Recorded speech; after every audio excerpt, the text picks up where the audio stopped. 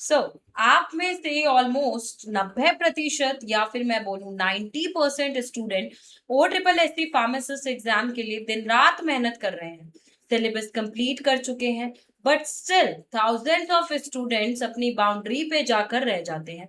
क्यों? क्योंकि उनकी प्रिपरेशन में कोई कमी नहीं थी, बल्कि उन्होंने कुछ ऐसे साइलेंट मिस्टेक्स किए जो उन्हें पता भी नहीं चला। Hello everyone, welcome back to our channel. आज का ये वीडियो आपकी महीनों की मेहनत को वेस्ट होने से बचा सकता है। आज हम बात करने वाले हैं आपके टॉप 5 कॉमन मिस्टेक जो mostly student OSSC pharmacy exam में प्रिपरेशन और एग्जाम हॉल में करते हैं। अगर आपने इन 5 मिस्टेक्स को अवॉइड कर लिया तो आपकी सिलेक्शन प्रोबेबिलिटी डायरेक्ट 80% बढ़ जाएगी। इसलिए इस वीडियो को बिना स्किप करिए एंड तक जरूर देखना। बच्चों, सबसे पहली मिस्टेक आप क्या करते हैं? आप सबसे पहली मिस्टेक करते हैं इग्नोरिंग द ओडिशा स्पेसिफिक और नॉन फार्मा सब्जेक्ट्स। सबसे पहली और सबसे बड़ी गलती, सिर्फ फार्माकोलॉजी, सिर्फ फार्मास्यूटिक्स पढ़ना, नॉन फार्मा सेक्शन को आप लोगों ने बिल्कुल इग्नोर कर दिया। वी ऑल नो कि फार्मासिस्ट कैंडिडेट्स का कोर स्ट्रेंथ उनका फार्मेसी सिलेबस होता है, लेकिन सिलेक्शन बाउंड्री हमेशा आपका नॉन फार्मा सब्जेक्ट जैसे अर्थमेटिक हुआ, इंग्लिश हुआ या फिर जनरल नॉलेज डिसाइड करते हैं। अगर आपका फार्मा पार्ट स्ट्रांग है तो आपका वहां 60 to 70%, ठीक है, आपके 60 to 70% मार्क्स मिल जाएंगे। लेकिन रैंक टॉपर्स वो होते हैं जो अपने नॉन फार्मा सब्जेक्ट से 15 से 20 मार्क सिक्योर कर लेते हैं इजीली। 15 से 20 मार्क सिक्योर कर लेते हैं। तो इसका सॉल्यूशन क्या होने वाला है? आपने मिस्टेक करने से बचा कैसे जाए? आपको डेली 1 से 2 घंटे arithmetic formulas, basic grammar rules और ओडिशा के करंट अफेयर्स, जीके के लिए अपने फिक्स कर लो। पूरे फार्मा डिपेंड होना is like a suicide attempt जैसा हो सकता है। तो नॉन फार्मा को अवॉइड बिल्कुल नहीं करना है, बल्कि मोर फोकस करके एटलीस्ट 1 घंटा तो अपना देना शुरू करो। Now coming to your mistake number 2, क्या करते हैं आप? अगली mistake, over focusing on theory and zero mock test. दूसरी मिस्टेक आपकी ये रहती है रट्टा मारना, स्पीड और एक्यूरेसी चेक ही नहीं कर रहे हो। बहुत सारे स्टूडेंट्स क्या होते हैं, अपने हजारों पेज, थाउजेंड्स ऑफ पेजेस के नोट्स बना लेते हैं, या फिर लाचमैन, आपकी त्रिपाठी पढ़ते रहते हैं, लेकिन एक भी फुल लेंथ मॉक टेस्ट आप लोग सॉल्व ही नहीं करते। एग्जाम हॉल में जाके उनको पता चलता है कि आपका टाइम ही मैनेज नहीं हो रहा है, क्वेश्चन पढ़ने में इतना टाइम लगा रहे हो कि छोड़ दिया है, या फिर कंफ्यूजन में रॉन्ग ऑप्शन टिक हो रहे हैं। तो आपको इस चीज को भी अपने, मतलब अगर मैं बोलूं आप लोगों के लिए इसका एक सॉल्यूशन मैं दे सकती हूँ कि OSSC में आपका टाइम रिस्ट्रिक्शन होता है, नेगेटिव मार्किंग भी होती है। बिना मॉक टेस्ट के जाना मतलब आपका बिना हेलमेट के बाइक चलाना। आपने मॉक टेस्ट प्रैक्टिस नहीं करी, मतलब आप बिना हेलमेट के बाइक चलाने चले गए हो। क्या सॉल्यूशन होगा? आपके एग्जाम में कम से कम, आपके एग्जाम से कम 15 दिन पहले, 15 days बिफोर, आपको एक एक full length mock test, 1 full length mock test आपको डेली करना है। डेली अटेम्प्ट करो। टेस्ट देने से ज्यादा इंपॉर्टेंट है उसकी एनालिसिस करना। देखो कि किस टॉपिक में नेगेटिव मार्क्स हो रहे हैं, देखो आपकी कौन सा सब्जेक्ट्स आपका नेगेटिव में जा रहा है, कहीं आपका हाईली वेटेड सब्जेक्ट तो नेगेटिव में नहीं जा रहा। Point to be noted. देखो कहाँ पे क्या मिस्टेक कर रहे हैं। आते हैं आपके मिस्टेक नंबर 3 पे, neglecting negative marking and blind guess work. तीसरी मिस्टेक, आप इमोशनली गेस वर्क और तुक्का मार लेते हो। आप में के एग्जाम में क्या होता है, जब लगता है कि ए या फिर बी, इनमें से कोई एक हो सकता है, तो स्टूडेंट ओवर कॉन्फिडेंट होकर नेगेटिव आंसर मार्क कर देता है। तो OSSC में नेगेटिव मार्किंग आपके एक्यूरेट क्वेश्चंस के मार्क्स भी ले डूबती है। एक और रूल याद रखना है आपको इसमें, एलिमिनेशन टेक्निक।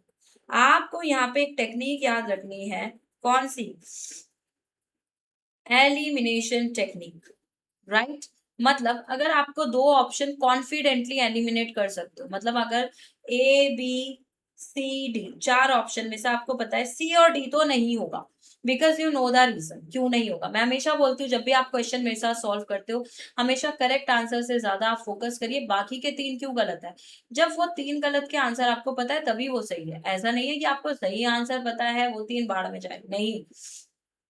तो अगर आप 2 ऑप्शन कॉन्फिडेंटली एलिमिनेट कर सकते हो, तभी रिस्क लेना है। अगर आपको लगता है 4 ऑप्शन में से कोई आइडिया ही नहीं है कि कौन सा एलिमिनेट करूँ, कौन सा नहीं करूँ, उसको बिना सोचे समझे स्किप कर दो। स्किप करो, टच भी मत करो। आपके 10 गलत तुक्के आपके 2-3 सही क्वेश्चन का स्कोर 0 कर देते हैं। क्या कर देते हैं? 0 कर देते हैं आपके 2-3 क्वेश्चन को। तो ऑलवेज रिमेंबर, जहां पे आपको बिल्कुल आइडिया नहीं है, आपको स्किप कर देना है, उस क्वेश्चन को टच ही नहीं करना है। Now, coming to your mistake number 4, skipping hospital pharmacy and pharmacognosy details. हम लोग क्या सोचते हैं कि फार्माकोलॉजी से ही सब आएगा, राइट? छो मतलब आपकी ये क्या है, सबसे छोटी गलती है सिलेक्टिव स्टडी।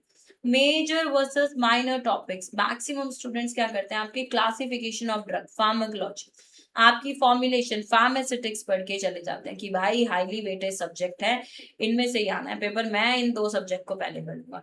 लेकिन O triple S C pharmacist paper में आप हमेशा ध्यान से देखना, आपका hospital, clinical pharmacy, drug store, business management, pharmacognosy की family chemical test, directly factual question आते ही आते हैं।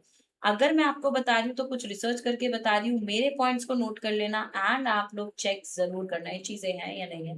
तो ये जो आपके माइनर सब्जेक्ट्स होते हैं ना, ये आपके डायरेक्ट स्कोरिंग बन सकते हैं, ठीक है।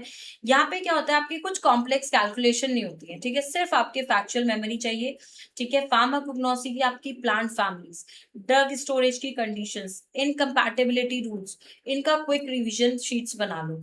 जैसे आपने कुछ टेस्ट के, ठीक है, जैसे आपने कुछ टेस्ट बना ली, फैमिलीज के आपने चार्ट्स बना लिए, जिसमें आपने केमिकल कॉन्स्टिट्यूएंट भी ऐड कर लिया। मैं अपनी क्लासेस में, अपनी लाइव क्लासेस में इसकी फुल ऑन टेबल इसलिए देती हूँ कि बच्चों छोड़कर मत जाना।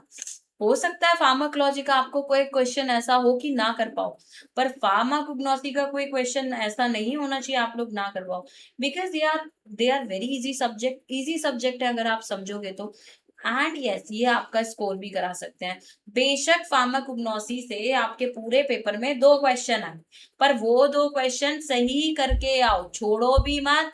एंड छोड़ो भी मत और गलत भी मत करो। ना ही छोड़ना है ना ही गलत करना है। कॉन्फिडेंस से जाओ कि कुग्नोसी का कुछ भी आएगा मैं दे दूंगा आंसर, हॉस्पिटल क्लिनिकल फार्मेसी का कुछ भी आएगा मैं दे दूंगा आंसर। तो स्पेशली इन पर थोड़ा सा ज्यादा फोकस करो। Now coming to your final mistake, आपका poor time allocation and exam hall का पैनिक। क्या करता है ये? आपकी 5वीं और सबसे फेटल मिस्टेक, एग्जाम हॉल का stress and poor time management. पहले 10-15 क्वेश्चन अगर आपके टफ आ गए, मतलब आपके अगर फर्स्ट स्टार्ट ही कर दो पेपर और उसमें अगर आपको लगा कि अब मेरे जो फर्स्ट 15 क्वेश्चन है वो बहुत टफ है, तो आप लोग क्या करोगे? पैनिक होना शुरू हो जाओगे, पूरा पेपर खराब कर दोगे। एंड दूसरी चीज, किसी एक टफ क्वेश्चन में आपने 3-4 मिनट वेस्ट कर लेना, तो मतलब आपका ये पुअर टाइम मैनेजमेंट हुआ, ठीक है। एक ही क्वेश्चन में आपने 3 से 4 मिनट वेस्ट कर दिए। अब इसको आप लोग कैसे ठीक कर सकते हो? सबसे आपको क्या करना है, पहले 30 मिनट्स आप क्या करो, फर्स्ट 30 मिनट डायरेक्ट जो फैक्चुअल क्वेश्चन है, डायरेक्ट क्वेश्चन जो फैक्चुअल क्वेश्चन है, जो आपको लगता है कि मुझे 100% आता है इसका आंसर, वो अटेम्प्ट करो। नेक्स्ट फर्स्ट 30 मिनट, आप नेक्स्ट 45 मिनट्स क्या करोगे, जो आपके कैलकुलेशन बेस्ड है, मॉडरेट लेवल क्वेश्चन है, उनको सॉल्व करो। जो मतलब आपके जिनमें कैलकुलेशन है, जैसे कभी आपके पोसोलॉजी के फॉर्मूलाज वगैरह आ जाते हैं, ठीक है। एंड लास्ट 15 मिनट्स आपको क्या करना है, रीचेक। रीचेक करो, कोई नेगेटिव वाला है जो आपको लग रहा है, जिसमें मैंने क्या बोला, आप एलिमिनेशन टेक्निक कर सकते हो, वो करो। तो किसी भी क्वेश्चन से अपना ईगो को मैच नहीं करना है, आगे बढ़ो। ऐसा नहीं कि मैं क्यों नहीं कर सकता, ये नहीं करनी आपको चीजें, ये चीजें बिल्कुल इग्नोर करना, ठीक है। अगर आपको अपने पेपर को अच्छे से करना है तो आपको ये 5 मिस्टेक नहीं करनी है। नॉन फार्मा सब्जेक्ट्स को इग्नोर नहीं करना है।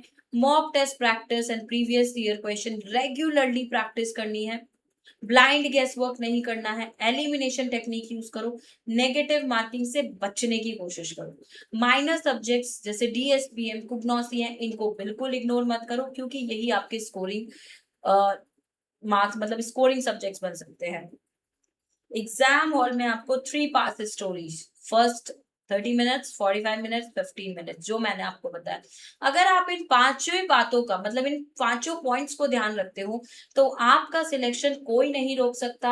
एंड यस, वीडियो इन्फॉर्मेटिव लगी हो तो लाइक जरूर करना, अपने दोस्तों के साथ शेयर करना who are preparing for the pharmacist exam and जो O triple S T pharmacist exam की तैयारी कर रहे हैं।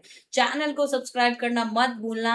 And all the best for your exam. Oops, I'm really sorry. I just want to tell you, हमारे अडा 24/7 पे चल रही है इंडिपेंडेंस सेल, लोवेस्ट प्राइस में आपको मिल रहा है batch. Don't miss this opportunity. Calling number आ रहा है नीचे स्क्रीन पर, जिसको भी बैच परचेज करना है first time ever 4x validity के साथ 1947 में आपको महापैक मिल रहा है। Don't miss this opportunity. आओ मिलकर तैयारी करते हैं हमारे साथ।